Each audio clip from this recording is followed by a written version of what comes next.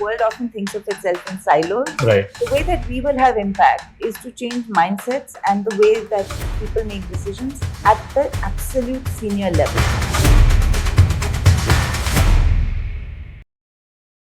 Hello and welcome to Up Close and Personal Season 2 here at InvokED Studios, where we dive deep into the heart of leadership, collective action and education equity. I am your host, Alran Chittadam. Our guest today is Ms. Swati Apte, founder of the Arts Quotient, a leadership development company with a multidisciplinary approach, which is the performing arts. She herself is multi-talented. She's an Odissi dancer, a business consultant at McKinsey & Co., masters in philosophy, politics and economics at Oxford University, and an MBA at Harvard University. Swati, welcome to the show. It's nice to be here. How are you feeling? A little nervous, Yeah. a little thrown off, but looking forward to it. I genuinely do not know where to begin. There's so much about you, about your work that you have done. But let me start it this way. 9 years of Arts Quotient. Congratulations. Thank you. How does it feel? Feels old, but actually we started the Arts Quotient just given all our interests and given that you work in education, to really think about, to say that the world often thinks of itself in silos. Right. In so many ways that we both organize ourselves, but certainly how we think about education. And I think in our own experience, problem solving had to be much more multidimensional. You borrow from everything that you have available to you. And we really felt like the arts has that sense of play and taking risks, and yet not doing it in some kind of competitive way, right? How do you ensure that people have that space? And so we began to borrow from that paradigm and bring that to leadership. That's essentially the work that the Arts Quotient does, that we're a leadership firm and borrows from the arts. But what it began to, when you asked me that 9-year journey, when we first started it, business leaders would ask us, are you going to make us sing and dance? And there'd be a lot of resistance. Right. I think what's different at the end of 9 years is people get why that's relevant. I think we also live in a world that embraces that problems are more complex and you need to come to it differently. So there is definitely more receptibility to what I do. For our viewers, if you can help us understand your model, how does it work? If with an example, if possible, just for our viewers. So, because it's such a unique concept. The idea, even when I was reading about it, I was like, oh, I didn't know you could train leaders of tomorrow using the performing arts. Right? That was a primary approach. If you just explain that to our viewers, that'll be really helpful. Okay. I'm going to think about two different examples. One, because you're in education. So while we do work with business leaders, we started this work actually with Kendriya Vidyalaya teachers. So we worked across 50 Kendriya Vidyalayas in the country because we wanted to experiment with it. And we said, other than what you do, can we help you learn the same skills that an actor on stage does? On how do you manage an audience, right? So what are they thinking about when they're in a room of people that are walking, phones ringing, and how do they ensure that the audience still has a good experience? So that's what we zeroed in on, and we brought that to teachers. Yeah. And again, they were like, "What can actors teach us?" But we did that. We helped actors articulate that and teach teachers. And this is about 10 years ago, even before we set up Arts Quotient. And one of the things that teachers reported about even 6 months later when we went back and asked them was that I no longer yell as much in class, right? Yeah. So there's some, there was a skill here that didn't feel, they used to look at pedagogy, they used to look at effectiveness of test taking, but here was something else that really helped them engage more with their students. We think about, say, we now work with a lot of top teams where where everybody says you need to be more collaborative and you need to be more synergistic, right? That's what you're talking about. And often we borrow from the arts. So we use these huge bunraku puppets, which are Japanese puppets, which take multiple people to manipulate, right? And everyone, even in a work context, is so busy doing their own job, right? So they get into this puppet and, they move the hand really well and somebody else moves the head really well, but the puppet doesn't move. Wow. And nobody actually wants what looks like the least, if I can say this one, least sexy job, which is holding the center of the puppet and doing nothing. Yeah.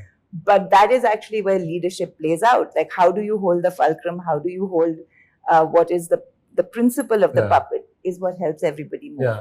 So we often do this, and then we say, look, this is very similar to anything that you do with vision or strategy, where it's an idea which is inanimate, much like the puppet. It comes alive if you can build collaborative practices. And through that, we talk about how they can build collaborative processes in the organization. If we can take an example, I just want to double click on something you said. If you can take an example of the performing arts, for example, how do you use the performing arts to train someone how to be in a neutral situation, how to be in a high intensive situation? Give you an example of using the performing arts, like how do you do that? So artists and sports people, in other than sort of learning the skill of playing a violin or hitting a racket, you really do learn a lot of stuff around mindset, right? You're learning how not to get thrown off all the time. So you're doing this practice of agility, but also staying centered all the time. So a lot of the work that we do is and by the way, this is not something that's magic and some people just have it. They train for it. In the same way that they will have a drill around voice training, they will also have a drill around how to make presence happen. And what we do often with business leaders is to help them think about, in volatility, how do you use those same practices of staying mindful? I mean, now there's a lot of language around this, but actually you have to embody it. It comes. You can't watch cricket on television. You have to go try it, right? So a lot of the work that we do is helping them try it and teaching them that. So again, from the arts, a lot of what artists learn is to both be performing and stand in the balcony and watch yourself and course correct. And some of what we help business leaders do is that practice. Therefore, of when do you have to act, when do you not? How do you build that intuition in the way that artists do? And how do you or the arts quotient look at scale? For example, when we talk in education, we talk about scale. We are like, okay, let's reach 1,000 schools. Then the next option for scale is either you go to 10,000 schools or you work on the 1,000 schools, but to go deeper. Arts quotient, just because when you train a leader, what my dumb assumption would be like, oh, the work is done, right? Once you train them to be a leader. But is there more than what meets the eye? How do you look at scale? So, it's an interesting question, because given the work we do, and like any startup, we've grappled, whether you're in the social sector or in the private sector, you grapple with like, who are you? How do you maintain core? How do you replicate? How do you grow, right? And say the choice that we've made, which is that the way that we will have impact is to change mindsets and the way that people make decisions at the absolute senior levels. So that, because that can have a cascading effect within the organizations to how cultures are built. But our own choice is to remain pretty boutique. We've, I think we've gone from 2 people now to 15 people. So we have grown. But I think that's a choice we've made. There are other ways in which to do it, which is that we almost bottle it into what we do into curriculum and replicate that and hope to train many facilitators. We've done some of that work. We've helped artists articulate what they do so they can do more of the work. A lot of our work is training artists to take their material and teach it. So I suppose if you think about scale, we've created other educators and we have worked with really senior people who can impact their organizations. But there are multiple other ways to also do it. Of course, to each his own, and that's what makes you unique. But just to bring this point, you mentioned about how your team has increased 15 people. I was going through your website. It just really takes me back.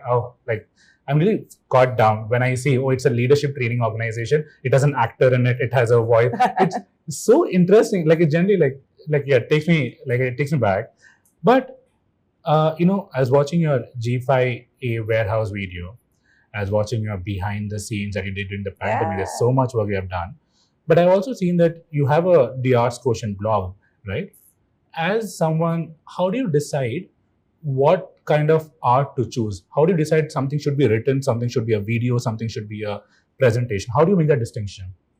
So what we should do, I think one of the things with the arts, and I think it's almost like when you create a product, you keep replicating the product, but you also keep it fresh. And that's a balance that everybody has to make, right? So we have to do that as well. So there's some material that we know, but we also go out. I just told you before this interview started that I went to watch an artist yesterday.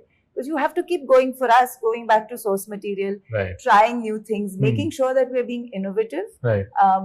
Not always necessarily for the other person's experience, but for the freshness that we have to bring to our work. For your learning as well. Absolutely. So I think that's one. And your other question was, how do we then decide what formats to do, right? I wish I had a sophisticated answer. I think we do some thinking and is this going to work? We'll do some work around where are our audiences. But then some of it is trial and error, and we see what sticks and then go for it. No, that would have been my next question. Has there been a point where you have tried something, you're like, okay guys, this approach won't work, we need to take a different approach? Has that happened? Can you give us an example? Yes, I can. I'm just saying, even the work that we've developed and this decision we've come to work with senior leaders is not something that we tried very different things. We felt like the real impact that we can have is, for instance, can you impact the mindsets of people just entering the workforce? Because would that be transformative? Would they carry that journey through? And we did a lot of that work. We realized that both as an organization, that scale was a lot for us at that point. And also, it didn't necessarily percolate to impacting the organization. And that's why we pivoted. So I think, again, these are things we tried. For example, we did a lot of work with women leaders, which was great.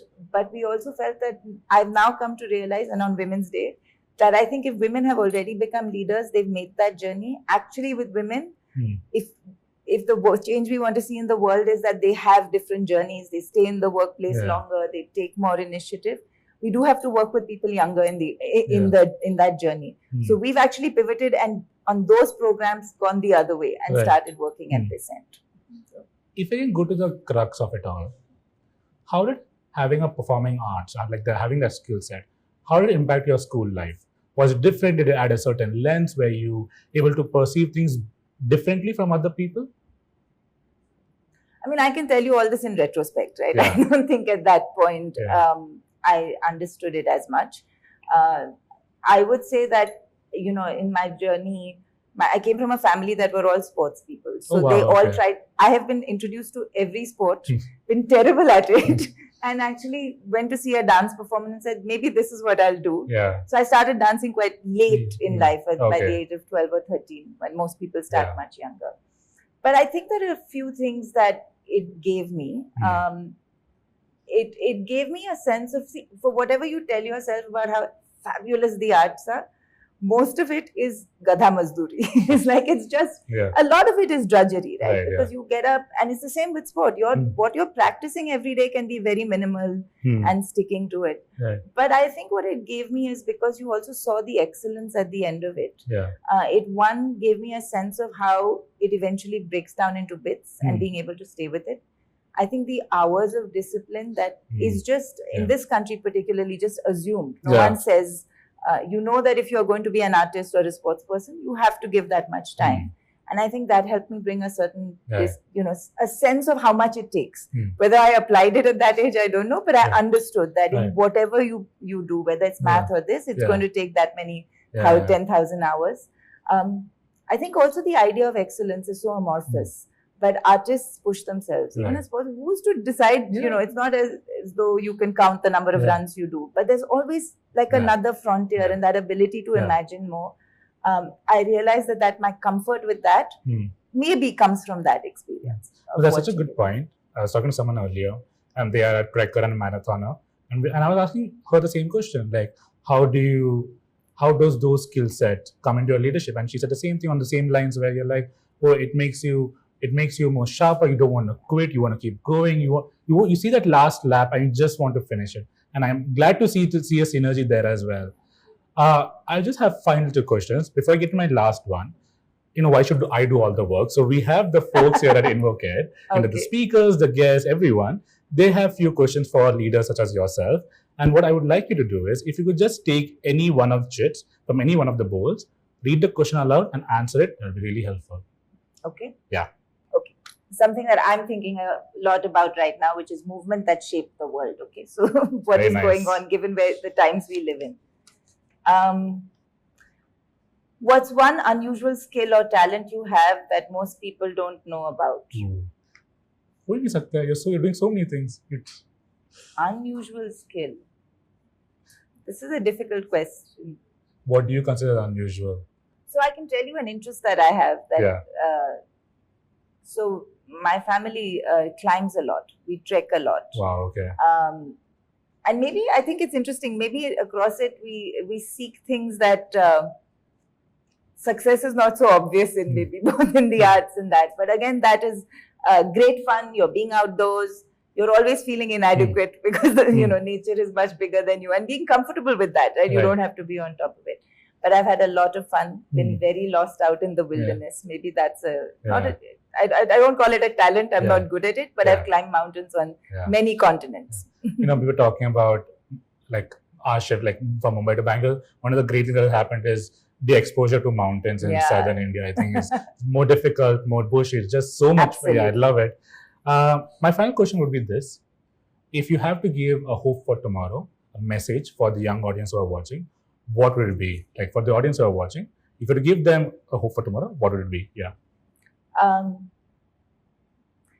think maybe I'm old right now, but I'm feeling like hope is really tough to practice in this moment. And I think the message I have is sometimes you just got to stick with the drill, enjoy the drill, because the end looks good. That's what the arts teach you. And even if it doesn't look good, there's going to be another show. So, hang on to that. On that message, thank you so much for your time. Thank you so much for the work you are doing. It's generally, I cannot wait to see what you guys have in store for next year, for the next 5 years, or next 10 years. Very exciting. I'm excited too. Thank you for having me. Yeah, thank you. All the best with this fabulous work you're doing. Thank you. Thank you for your insights, stories, and wisdom. Thank you to our audience for tuning in. Stay connected, keep the dialogue going, and we'll see you in the next episode. This was generally very, very fun. Yes. Thank you. Thank you so much.